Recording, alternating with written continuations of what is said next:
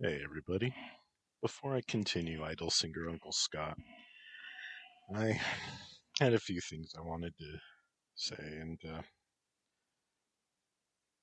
in other times when I was reading this story to my alpha listeners, I guess we'll call them, I would sing the songs that Scott and the other members of Champion Beat sing, and this time around I decided to just speak the song lyrics, and I hope you'll forgive me for that, as I've sung at other times while reading my stories for you.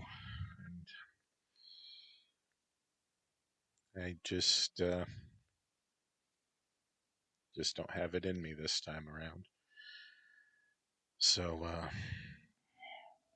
we will continue Idol Singer Uncle Scott. And I did originally write this story just for myself. And Scott Shaw is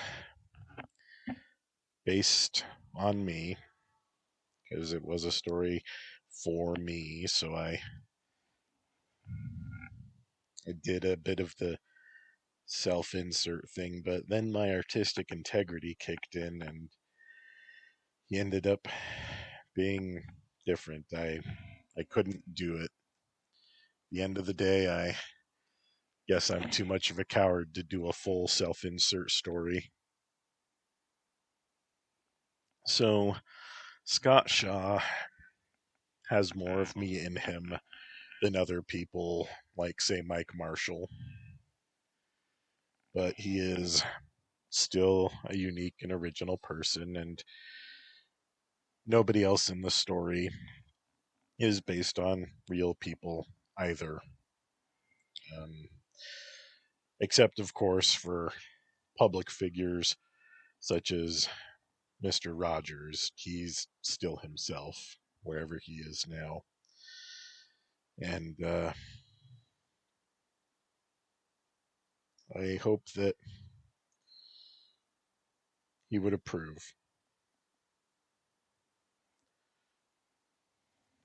So now we will continue Idol Singer Uncle Scott.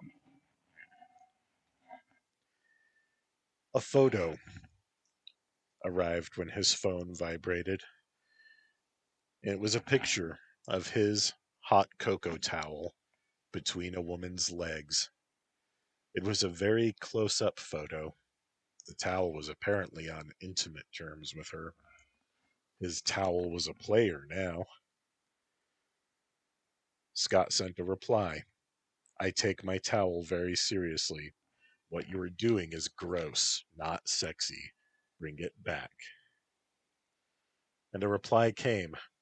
Come and get it. We all took a turn with it. Who is this? In reply, more photos. There were no faces, but at least 4 women took naked photos with his private towel, his personal towel. Breasts, butts, vaginas, strange anatomy all over his towel, his sanctuary. He sent again. Who is this? Come to room 42, came the reply. He searched his memory. Shit. The Blue Sisters. That meant that his phone now contained child pornography. Not one of them was 18. Thank God there were no faces or he'd be completely fucked.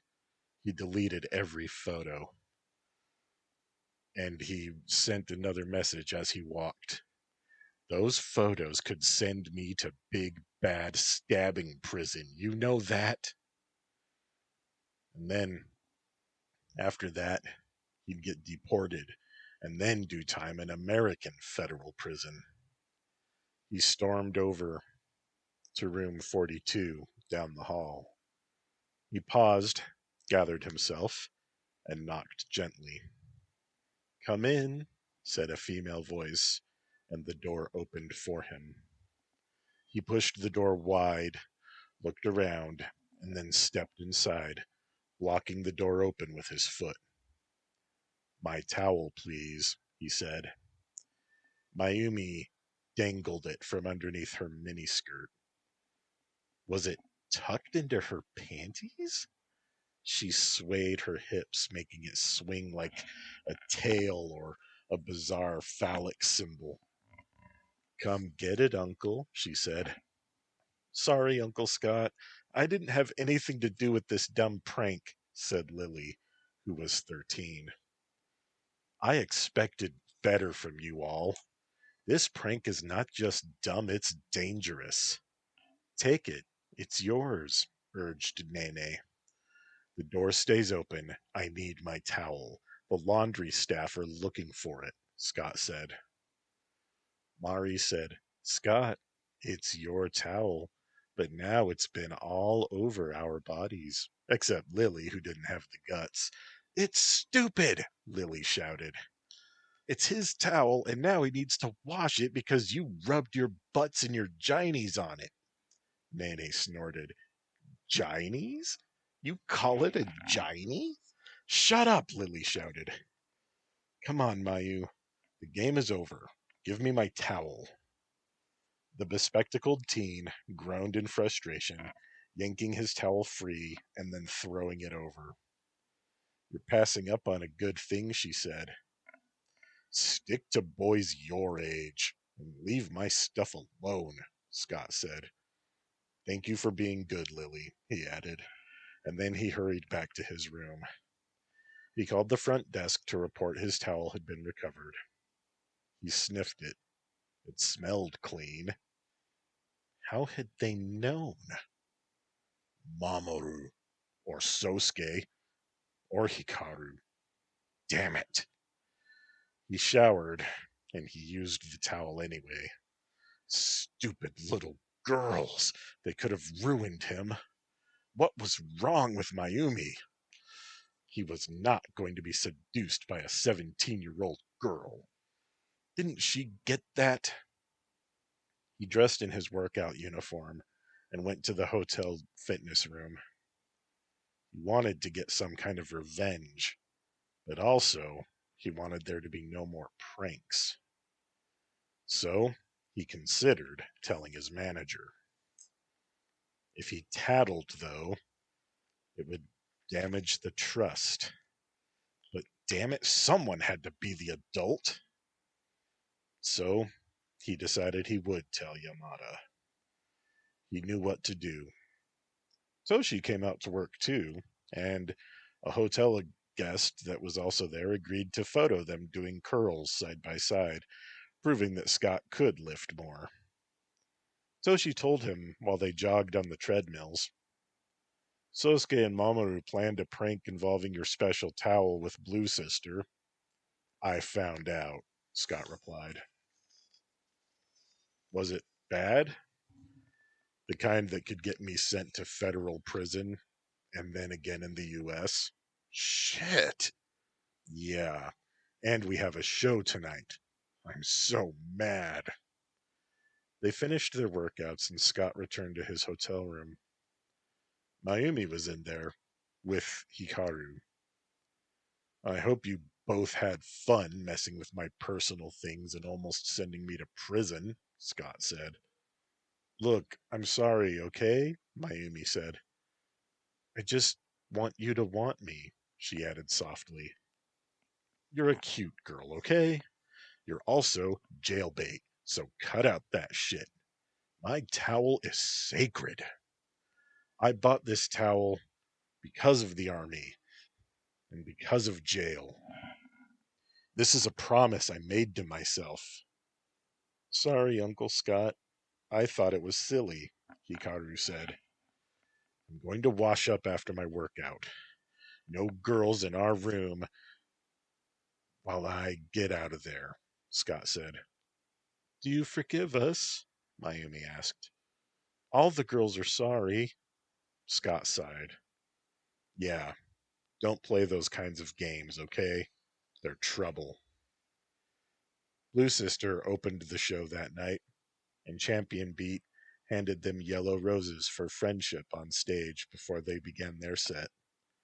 Scott gave his to little Lily. She put her hand over her mouth and ran away. We're supposed to hug. What the hell? He asked Nene. Since Lily left, the other members of Blue Sister gave Scott a hug as one, singling him out again, but salvaging things he hoped. We're all friends at THN Music. Sosuke turned on his headset mic. Are you ready? He asked the crowd. Are you ready for the show? Toshi asked. Are you ready for? Scott added, and then the whole band and members of the audience together shouted, Champion Beat! The din was overwhelming.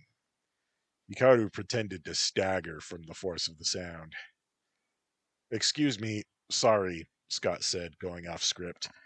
I have a very important message. Sosuke looked at him. If it's important, go ahead, Uncle Scott, he said. The crowd cheered. Girls and boys, don't send people naked pictures. Sex is supposed to be very special with someone who really cares about you. It's not a game for children to play. Things get on the internet, and the internet is forever. Don't send anything you'll be embarrassed about later. Thank you, Scott said. The band nodded and gave him brief applause.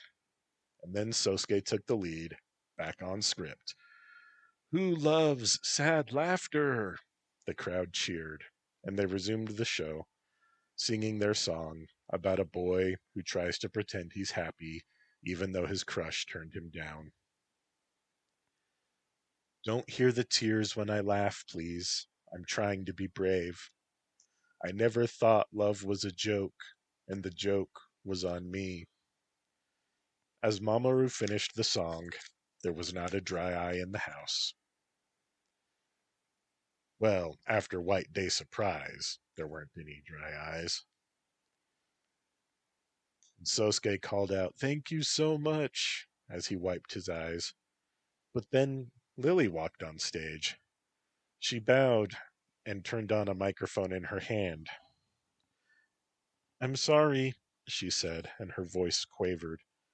I'm being rude, interrupting. Go ahead, Lily-chan, Sosuke said.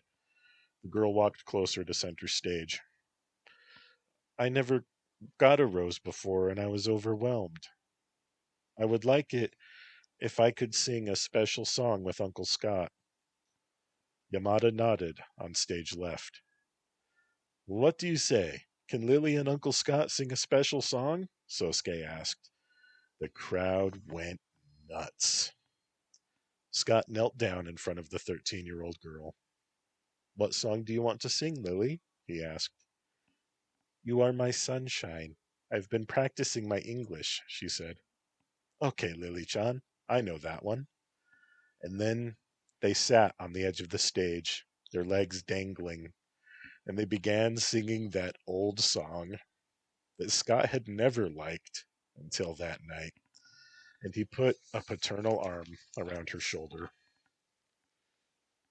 He waved for the audience to join in for a repeat of the chorus, and both bands, and what members of the audience knew the words, all sang together, You are my sunshine, my only sunshine.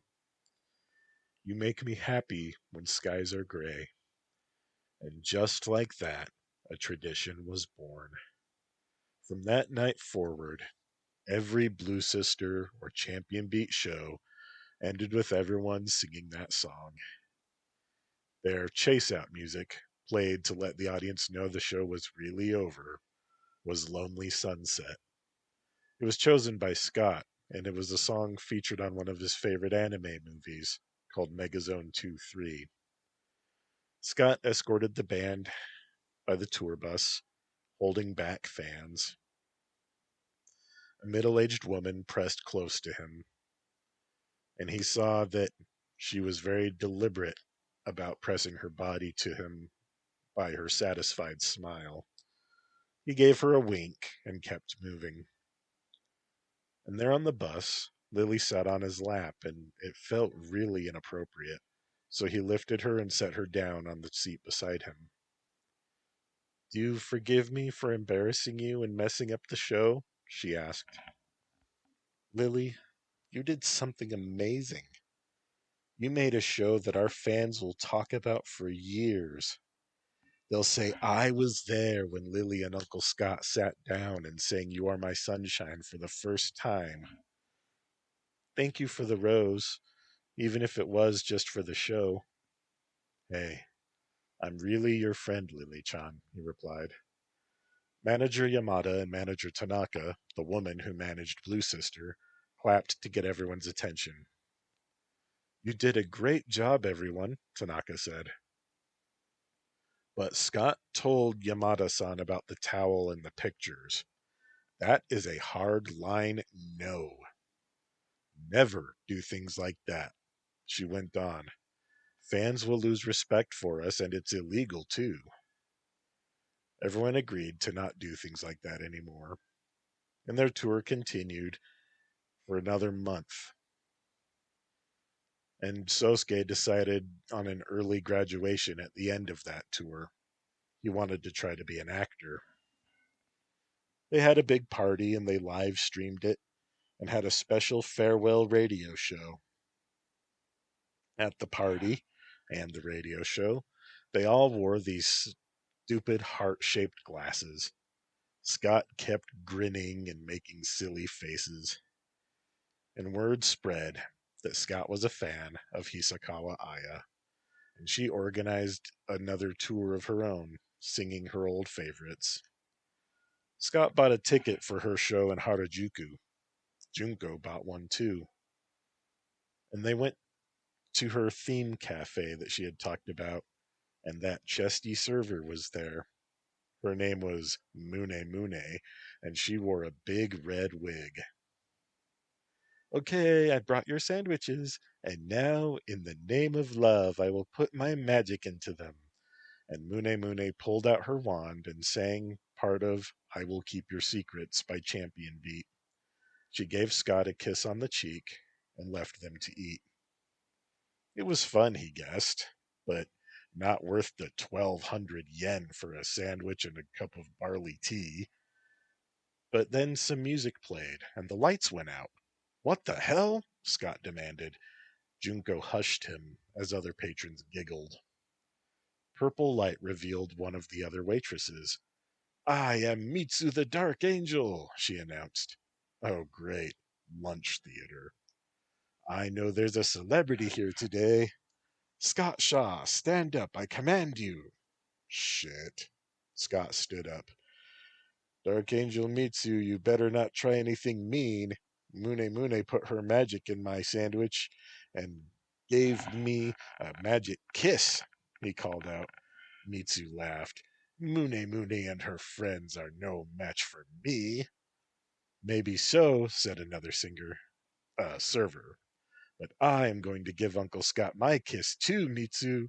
And she walked over, pointing her wand like a sword at Mitsu to keep her at bay. I am Venus Yayoi. Please accept my magic kiss, she said. Scott smiled and bent over to receive her kiss on his cheek. The music changed, and all the good magical girls guided Scott to the center. Now Uncle Scott has real power, Mune Mune declared.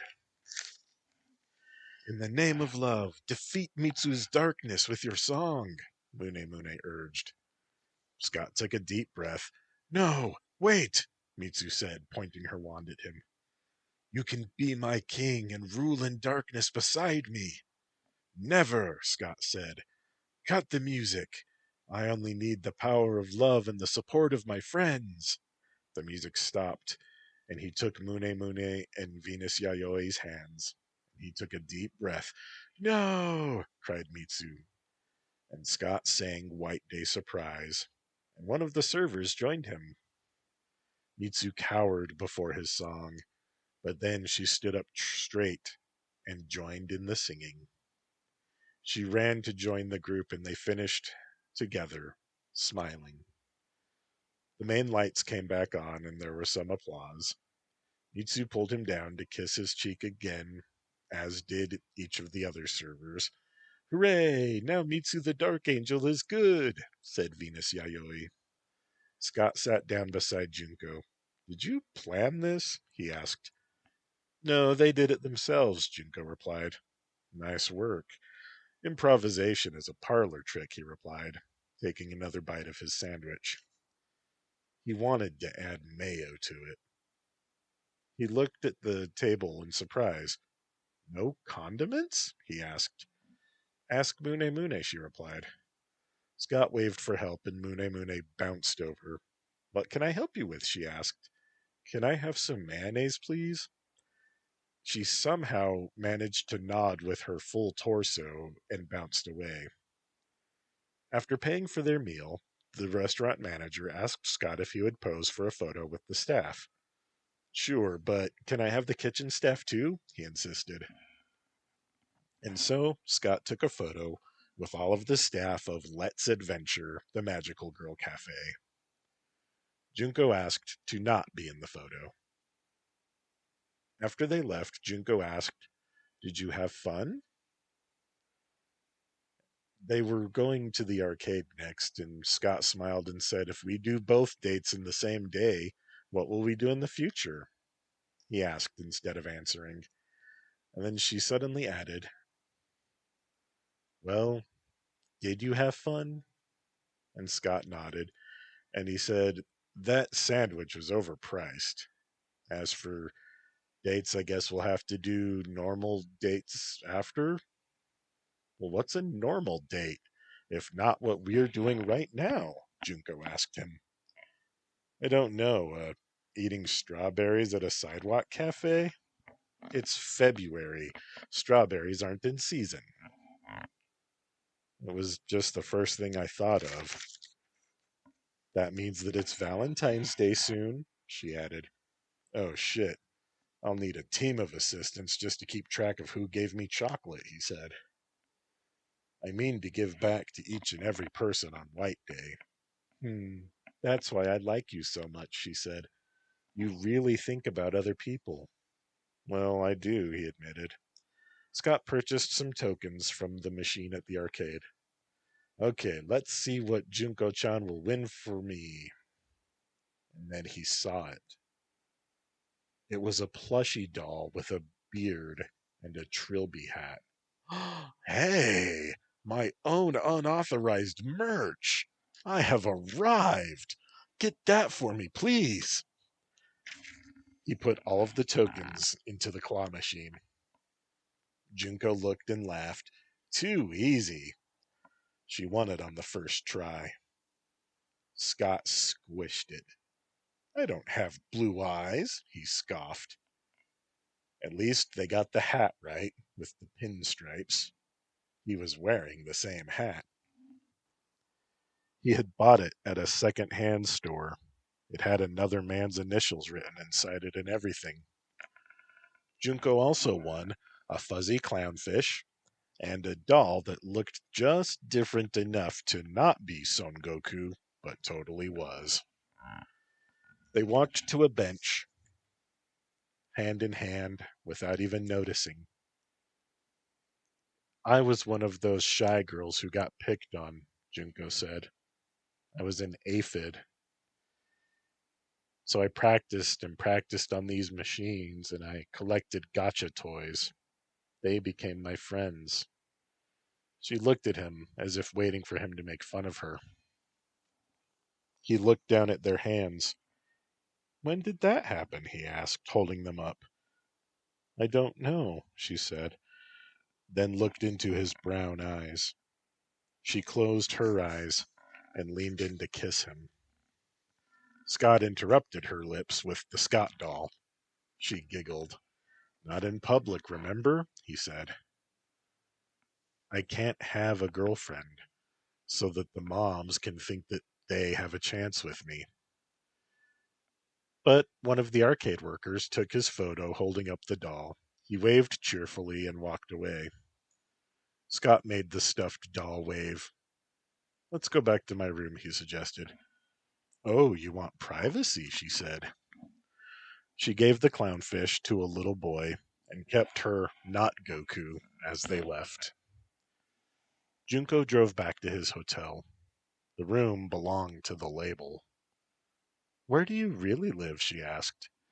I've got a crummy apartment in Roppongi by a nightclub, Scott answered. Nobody believes I'm the same Scott Shaw at home. It's nice. So you don't wear the hat and the vest and suddenly you're a normal dude? Yeah, like Hannah Montana. They entered his hotel room and sat on his bed. Well, we've known each other for almost 2 months. I think it's time for our first kiss, as she held his face to kiss him. Scott kissed Junko. She kissed him. And it felt like how kissing Melanie used to. Scotto, do you really like me? Yes. Junko hugged him. And then she said in English, will you keep me and call me your own? Your Junko? Junko-chan, I can't call you my own. Yes, you can. Right here. So only I can hear it. I'll keep you, my own Junko, he whispered in English. Please don't leave me, he asked in Japanese. It hurts too much when people leave me. Scott, I will not leave you, she promised. I will keep you. What happens when the documentary's finished? Scott asked. I become your secret girlfriend? And then, when you graduate, maybe we get married? Junko suggested. I can't make a promise, he said. I understand. I'd better go, Junko replied. I have work to do. She kissed him goodbye, began to leave, and then turned around to jump onto the bed with him for one more kiss. You can do it, she whispered. My body is ready. Not yet, Scott said. Okay, she replied and left him. His dick called him a coward. You don't give the orders here, he reminded it. And there was a gentle tap at the door. Hitomi Togawa was there for their crying date. They both held each other and cried. The bond between them was unlike any friendship Scott had ever known. They were more than friends with benefits, more than lovers. They kept each other's secrets and held each other's tears. Junko would never understand. Scott didn't think anybody could. Of course, Hitomi knew once Kasumi the plump sex worker started blabbing. Hitomi was tall for a Japanese woman and very well endowed. Her hair was dyed red like many AV actresses of her era. She had a gap in her front teeth that Scott found cute. And today, she talked about feeling alone while Scott held her. Nobody really wants to date a porn actress. They make jokes about it, and it sounds good to them. But then they get depressed or jealous. Scott rubbed her lower back. Her heavy breasts hurt her back all the time. I'm glad I have you, Scott, even if I'm not your only girlfriend. And I'm almost 30. Liar, you turned 33 years ago. She replied, Oh, that's right. She smiled in a teasing fashion and then sat up, wiping at her eyes. Her eyeshadow didn't even smudge. Good stuff.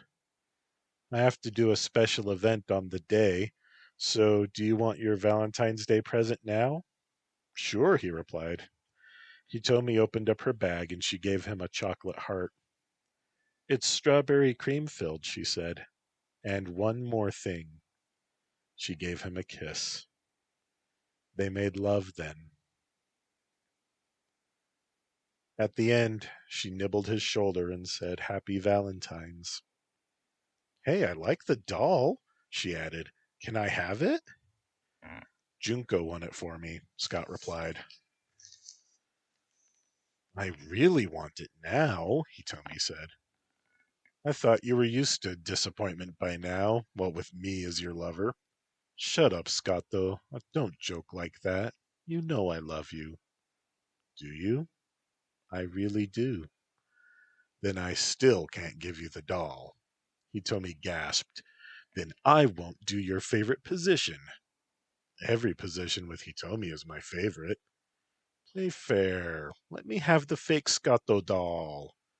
No. Please? Scott shook his head. Junko gave me the doll. She won it from the claw machine today. If she doesn't see me keep it, she'll be hurt. So dump her and only date me. You don't need her. You have me, Hitomi said. It's too soon to commit, all right? You've been very cool about this, Hitomi-chan, but I am not ready to commit to just one woman yet.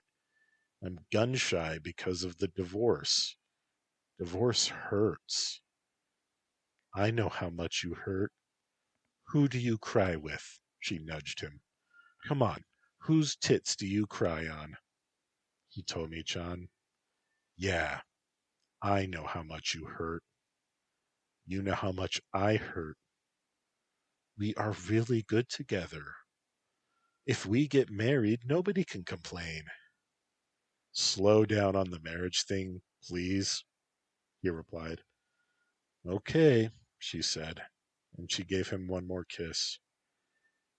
Don't get scared, Tiger Bunny. It's Hitomi. Hitomi will never hurt her, Tiger Bunny. After a few more hours of cuddling and room service sushi rolls, Hitomi gave him a goodbye kiss. Think of me when you eat your chocolate, okay, darling? I will. She left then. It was a downtime. No rehearsals, no concerts, no meetings. Just a radio show here and there, an internet video, a podcast, promotional social media stuff. Scott had too much time alone, in other words. Both Hitomi and Junko visited him at his hotel room when they could, and he had fan mail and social media, but since he wasn't working, he wasn't happy. He lost weight because working out was working. He was making it easier on the wardrobe team, and on Valentine's Day, Kasumi emailed him to let him know that he would be welcome to hire her again. He also received quite a lot of fan mail and chocolate on the 13th and 14th. Junko visited the THN office to get some video of the mail sacks filled with Champion Beats fan mail and the Valentine's Day chocolate. Scott worked out a sorting system with the interns who were assigned to help him. Write down the info for every fan who sent chocolate so that he could do the right thing and send them some in March for White Day. Every letter would be sorted into piles based on photo included, obviously an adult, and crazy. Then each pile would be put into a labeled bag for Scott to read. He had a form letter where he filled in the blanks. Dear fan, thank you for writing. I received your letter on date. Answers to common questions / polite refusal to appear at events / marriage proposals. I hope we can count on your continued support. Me and the guys love our fans. Sincerely, Scott. He killed several hours reading mail, replying immediately, and eating a little chocolate. He had a date with Junko that night, and one overweight fan sent a nude photo. She said that her name was Nabiki and she was 20 years old. She asked him to reply and include a nude photo of himself.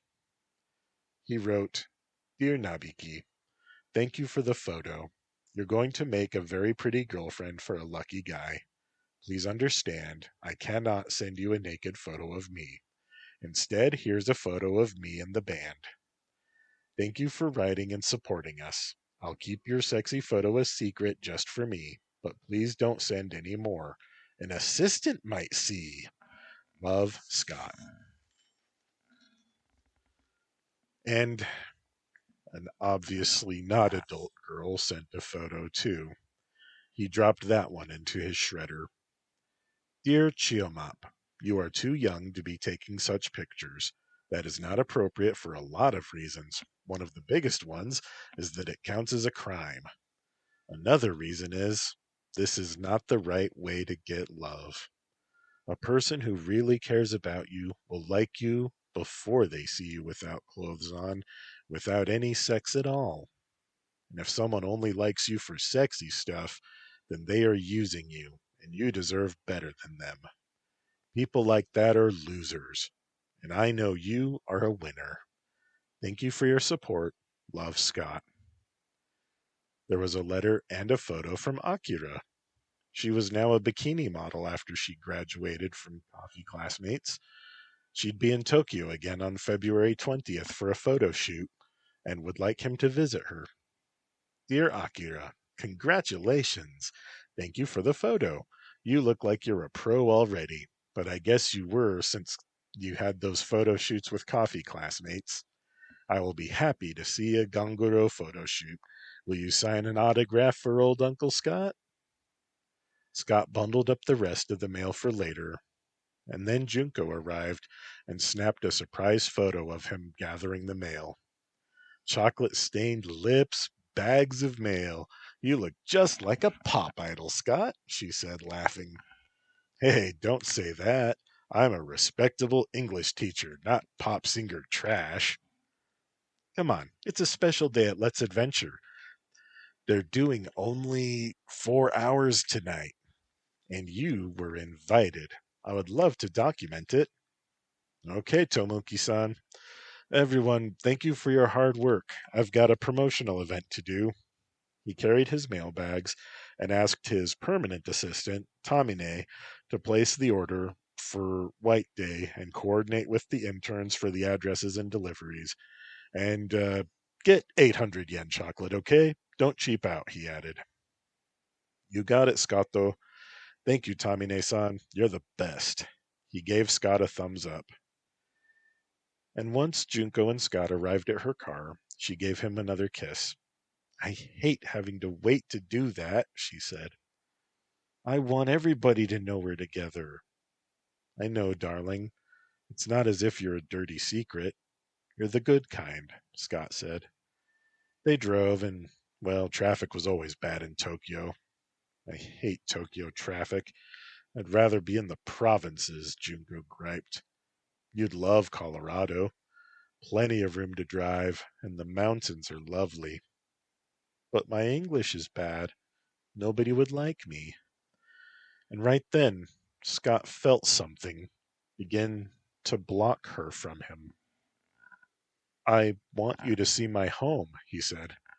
Well, I'm sure it's nice for a visit, but I can't live there. Luckily, you can live with me in Kobe. Mountains, just like Colorado. And he felt the distance grow. You don't want to come to America at all, he said. Well, what's there that we don't have here? All kinds of things. America is huge and Japan is small. Darling, don't be so mopey. We're going to go to Let's Adventure and we'll see a special Valentine show. And after we get married, of course I'll go see your hometown. And you'll see mine. We'll be happy. Scott was not reassured. And then it became very important to him to know how Hitomi felt about America. So he pulled out his phone, and Junko asked, What's up, Scotto? I'm texting Hitomi, he replied. But you're with me, she replied, and he could hear the hurt. I need to ask her a question. What, if she wants to go to America, you'll marry her instead? Is that it? I just have to know how she feels. You don't like America, that's fine, but it's my home. I have to go home from time to time. And if she wants to go with me, then I'll take her, Scott explained. You didn't answer my question. Jun-chan, I love you. I love Hitomi too. You knew that. And if you don't want to leave Japan, fine. And maybe I won't marry either of you. That's not what I wanted to hear, she said, and she started to cry as traffic came to a stop. Scott tapped out his question. Hitomi-chan, do you want to visit my hometown in Colorado? He sent it, and then he put a hand on Junko's arm. This does not make me stop loving you, he said. Junko dabbed at her eyes with a tissue. If you don't want to marry me, just say so, she whispered. Junko, he said, but the gate shut around her heart, and he felt it. I love you, he said, but he couldn't stay in that car for a moment longer. He unbuckled his seatbelt and climbed out. He weaved around the unmoving cars to the crowded sidewalk. He felt stifled, and breathing was a struggle. He stepped into an electronics store. Teen employees greeted him loudly. It was deafening. He covered his ears and walked over to some corner to not be around people. He breathed. He sucked and gulped air with his hands on his hips. Excuse me, are you Uncle Scott? A woman asked him in Japanese.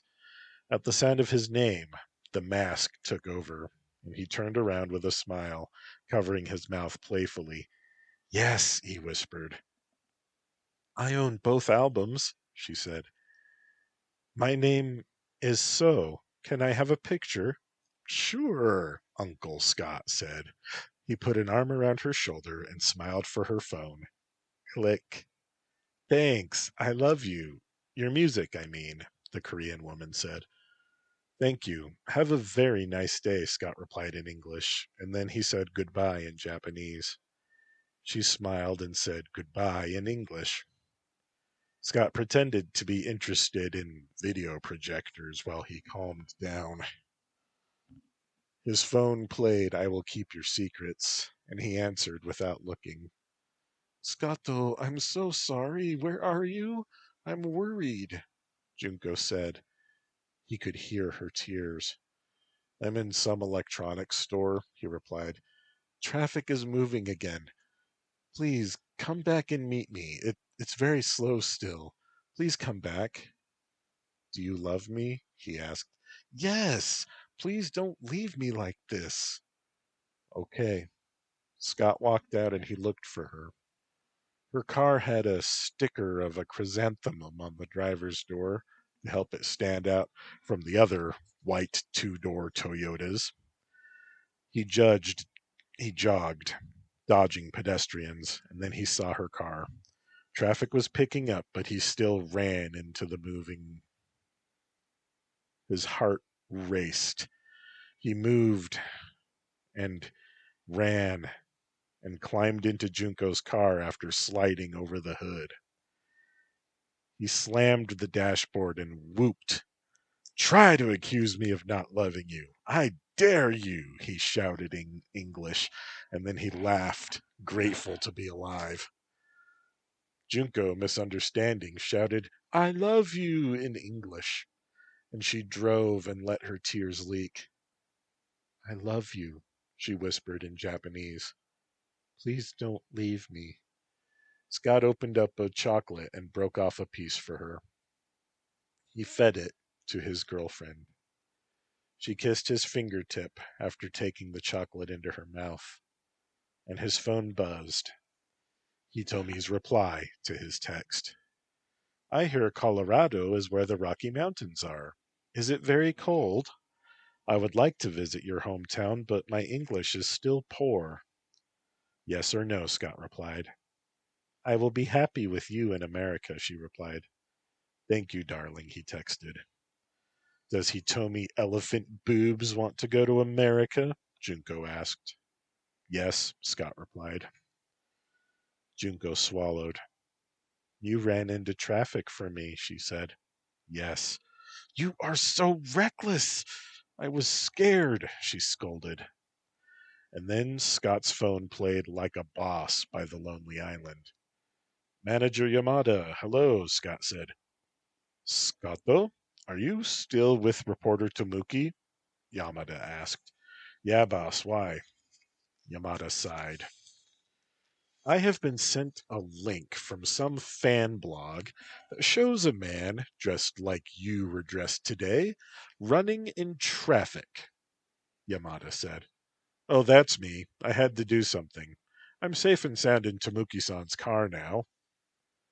Scott? Scotto, you can't do stuff like that. The tabloids will go wild, saying you're mentally ill. They'll say that anyway because a man my age should be a salaryman, Scott replied. Yamada laughed and then drank something loudly. That's my boy. Don't give me another ulcer, okay? Roger, Scott replied. Yamada ended the call. Do you love Hitomi more than me? Junko asked, as traffic began to clear some. That's not fair. I can't win no matter what I say. If I say I love you more, I'm a liar. If I say I love her more, I'm a bastard. Junko laughed. You do love her and her giant boobs, though, right? Yes, I love Junko-chan, too. Junko-chan, who takes me to Let's Adventure and spends more time with me than she does. And I never had sex with any black guys. Junko, that is not important for me. And why do you say that like it's a bad thing? Well, I'm not a racist, but her pussy has to be all loose and worn out, right? You don't have a dick so big as that one guy I saw in a video. That is not how it works, Junko. I don't care how many guys she's worked with or how my dick compares to theirs. We have normal, loving sex and we are happy, just like you and me are. Well, then, what do I have that she doesn't? Junko-chan is Junko-chan.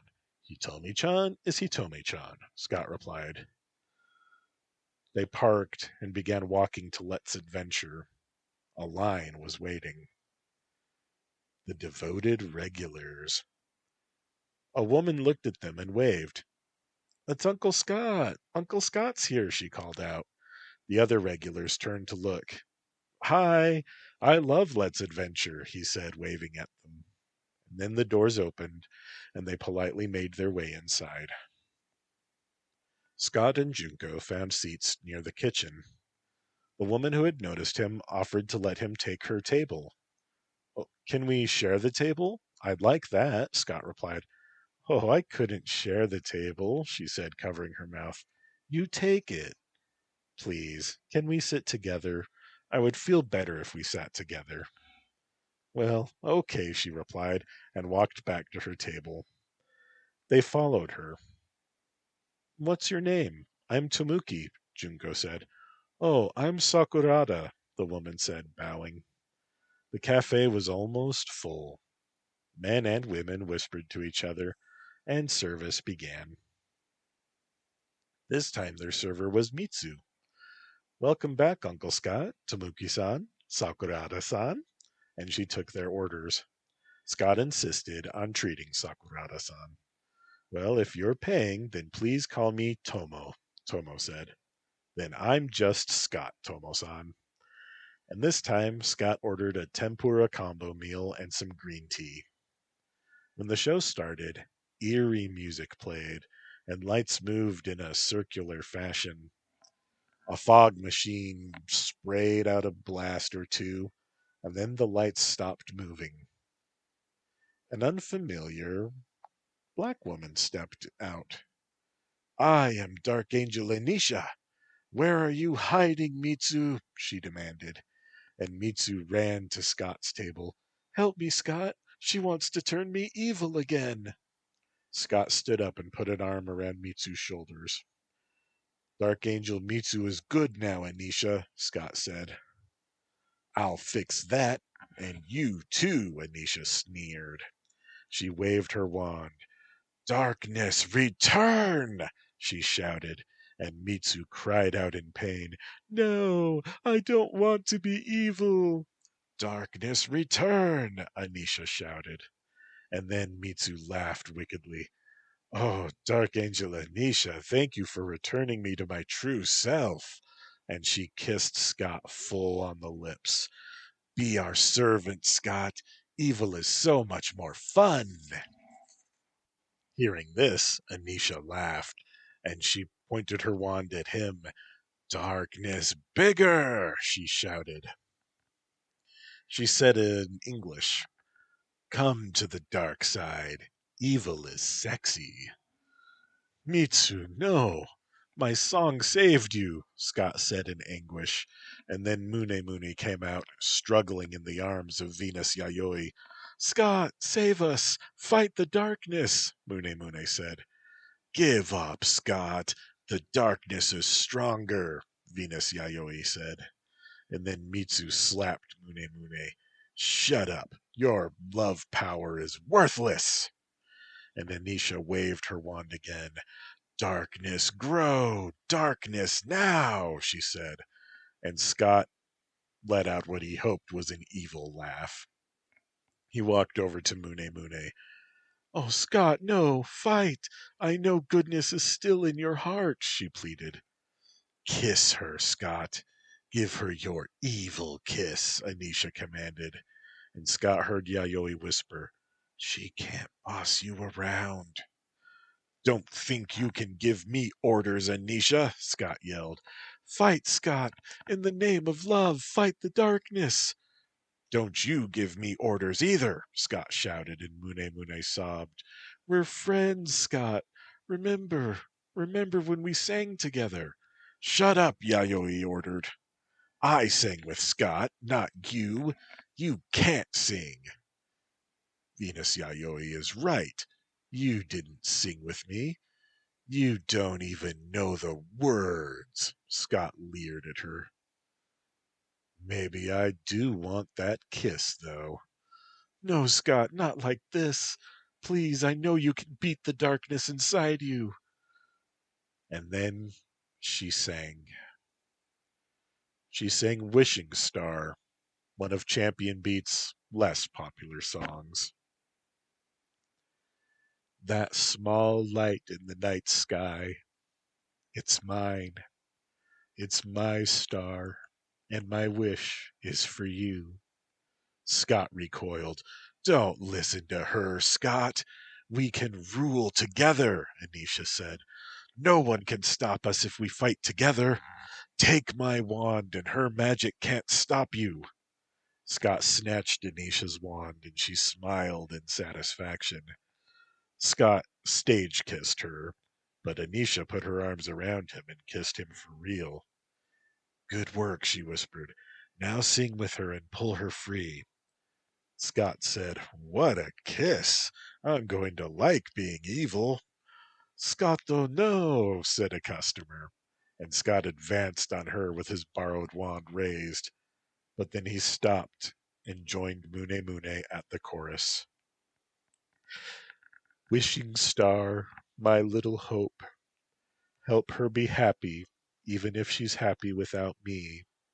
And he looked into Mune's eyes. Wishing star, set me free, help me be happy for her.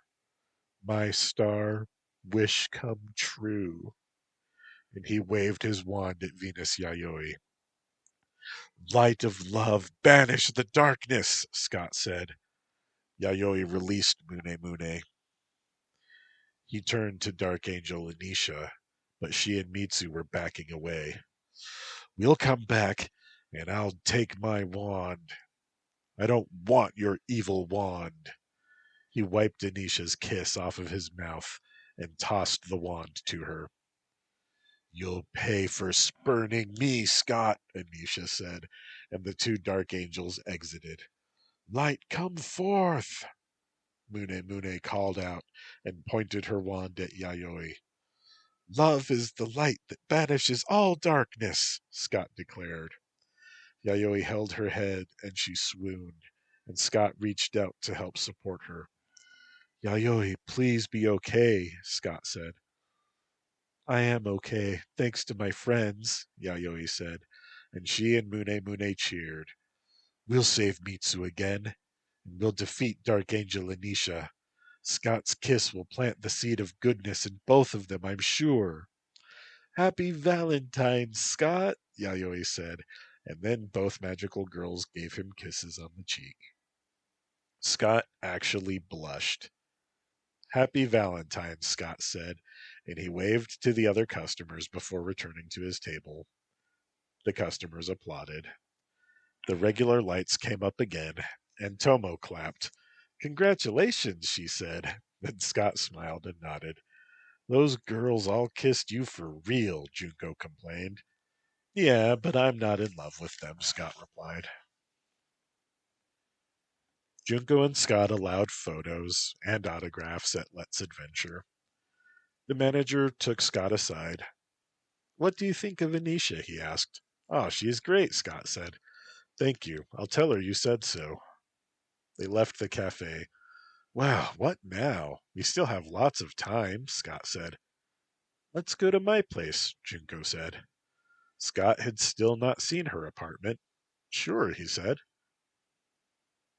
They drove to Junko's apartment, and Scott took a look around. He had expected photos of the band to be everywhere, and he was glad to be proven wrong. The only photo of him was one that she had taken herself when Lily sat on his lap on the tour bus. He smiled at the memory. Lily was a good kid. He saw photos of people he didn't know, and no photos of Junko. He looked around, and he didn't see where she'd gone. So he sat down on a sofa. It was in better condition than the one at his apartment, but only by a bit. I'll be with you in a minute. Help yourself to some wine or crackers or whatever, she called out. Scott felt a thrill. Was she going to surprise him with something? Junko knew what he liked. And then music started to play. It was As the World Falls Down by David Bowie. And the light in the living room dimmed, and he saw Junko take her hand away from the dimmer switch.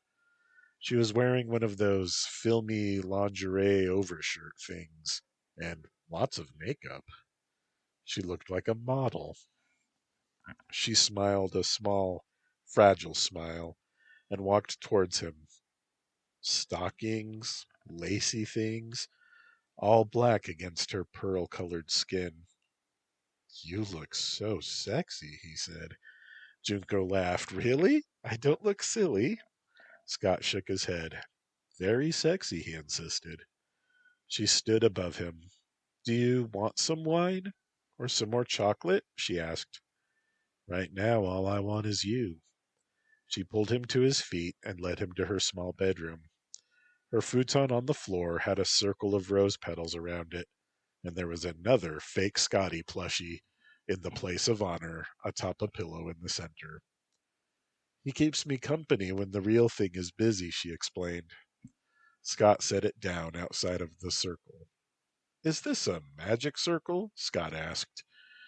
I had the silk rose petals dipped in my perfume. My kind of magic. But one more thing, Junko said. She pulled up a deck of cards. Pick a card, she said. He took the top card. She took it away from him, slid it into the middle of the deck, and then suddenly she had a condom in her hand. Ta-da! She said, and pulled another one out of her bra, and then another one out of her panties, and then pulled one from behind his ear. Scott laughed. They were all gold foil wrapped. Oh, she exclaimed, and then pulled one more from her bra. This one had a kiss on it, but the lipstick did not match Junko's. It was the glossy pink worn by Mune. What does this mean? Junko asked. And then Junko's closet door slid open, and Mune, similarly letting him in on Victoria's secret, stepped out. And Junko gasped. Mune's magic is real, she said.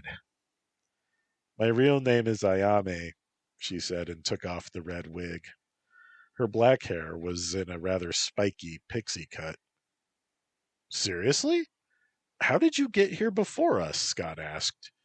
Junko put a finger to his lips.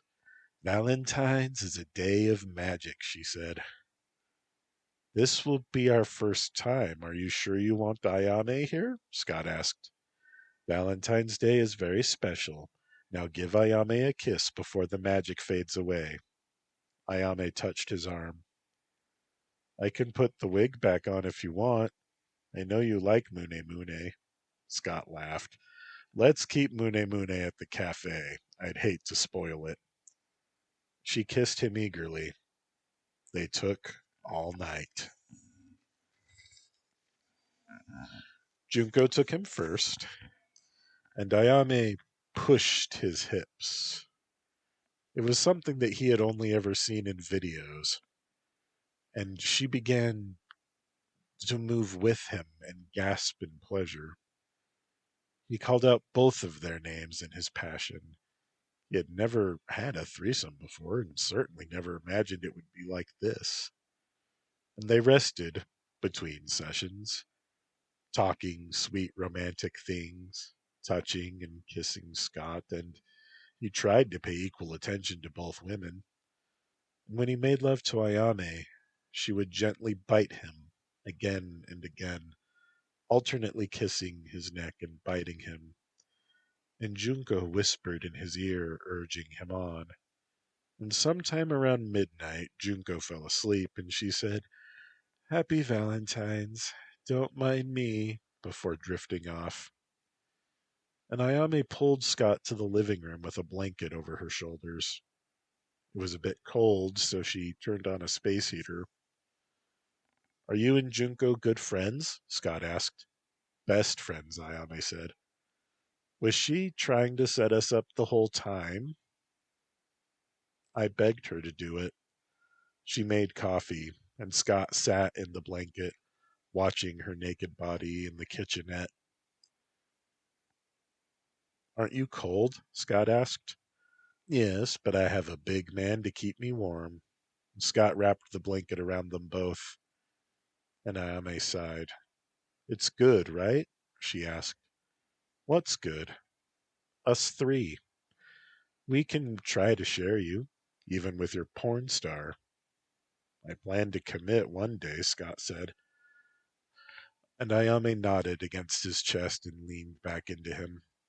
You don't need to make a choice right now. They sipped coffee, sitting on the sofa with Ayame on his lap. This is so cozy, she sighed. Yes, I've really enjoyed today. Good. Happy Valentine's, Ayame. Happy Valentine's, Scotto. She pulled him in for a kiss. Your lips taste like coffee, but also caramel, he said. Your lips taste like... I want more now. Can we do it again?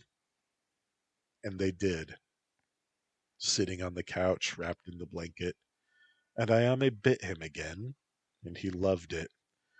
His neck and his shoulder were covered in marks. I marked my territory, she giggled, touching the love bites. And afterward she rested against him.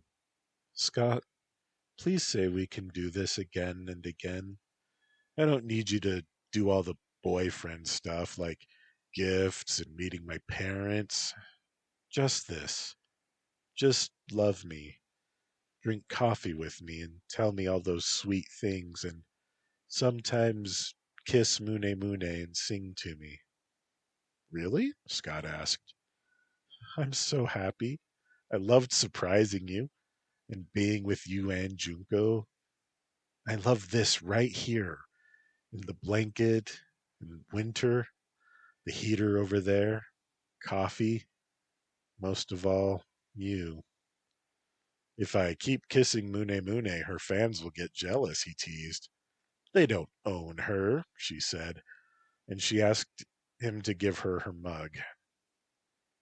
I don't want to get you outside of me until the last minute, she explained.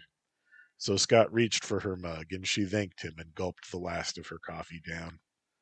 But finish yours before it gets cold, she added. He did. He set both of their cups down.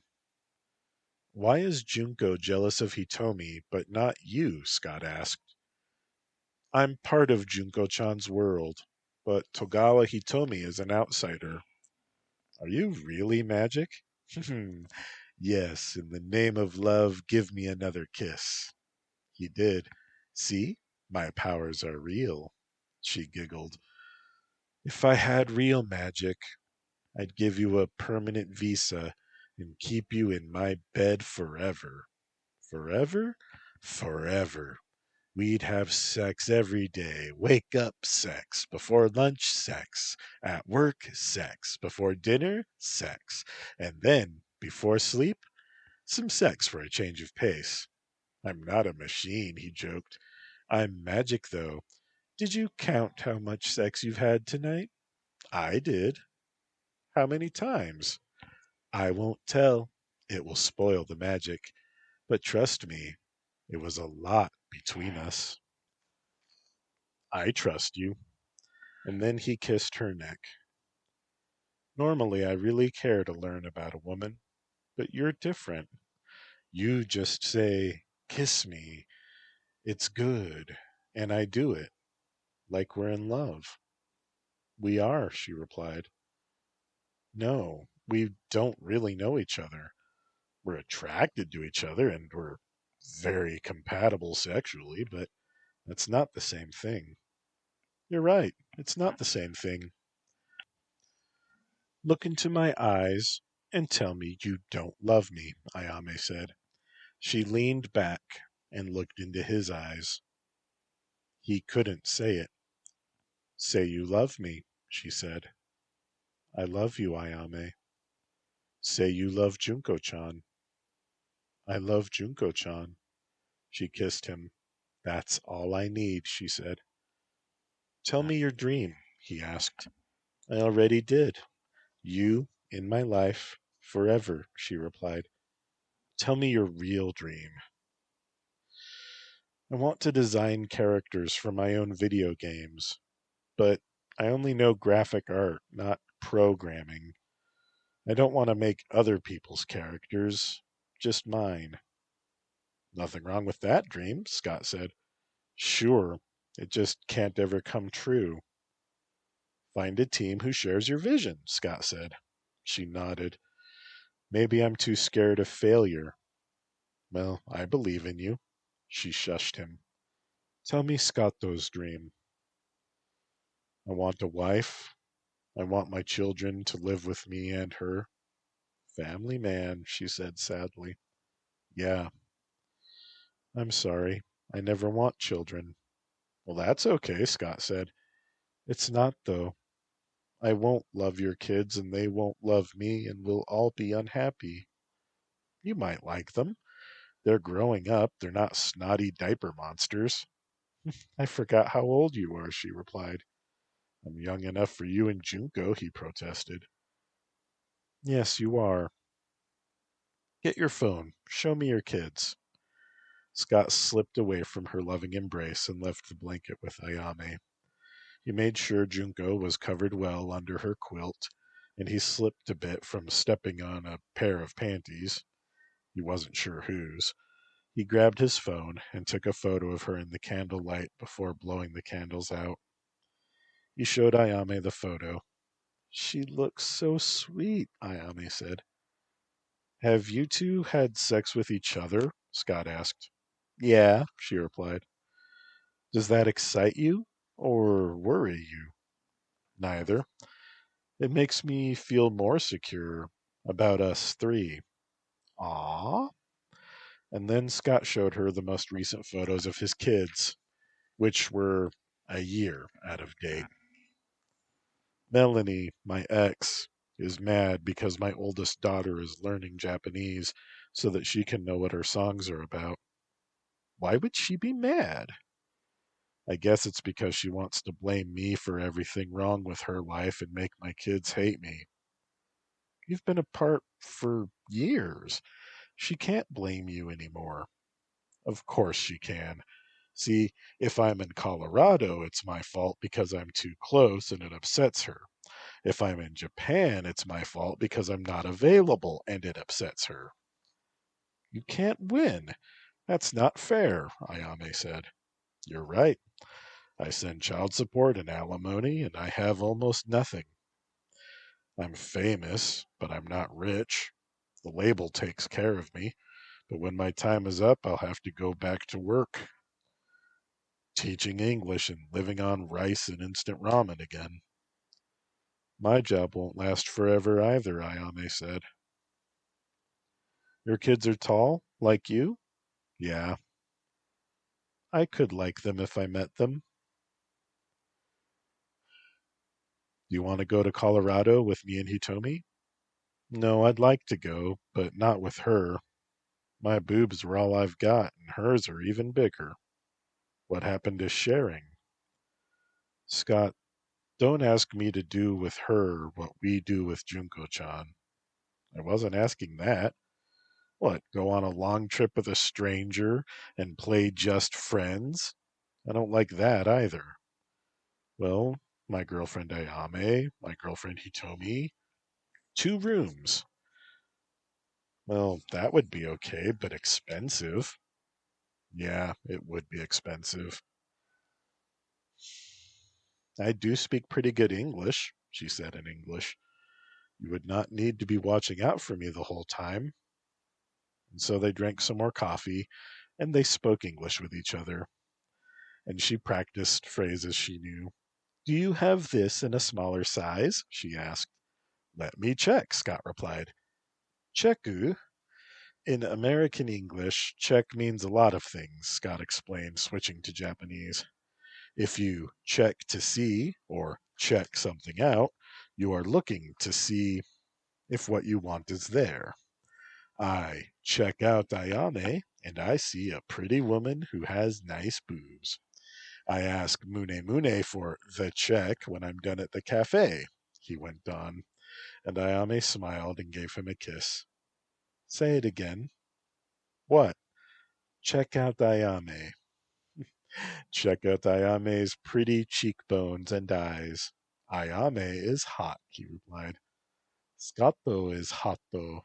I love him, she said, and she snuggled close. I would like to apply for a visa.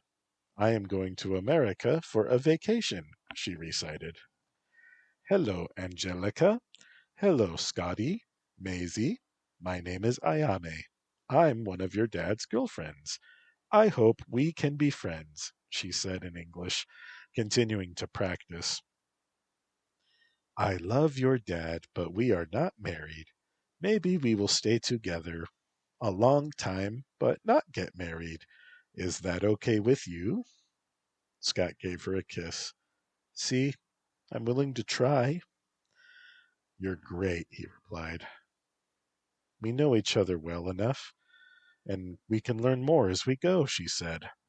And then she yawned. Do you work tomorrow? Yeah.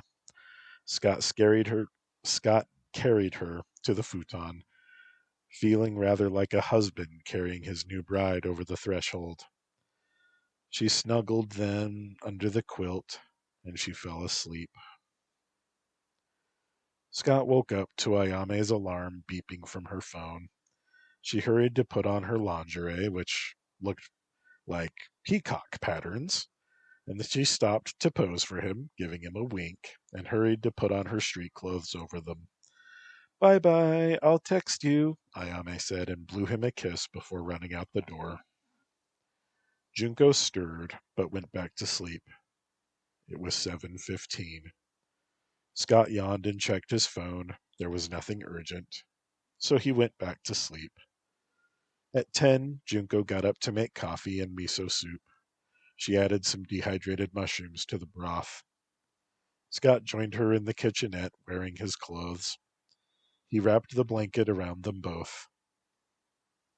I'm going to take Ayame with me, but not Hitomi when I go visit Colorado, he said.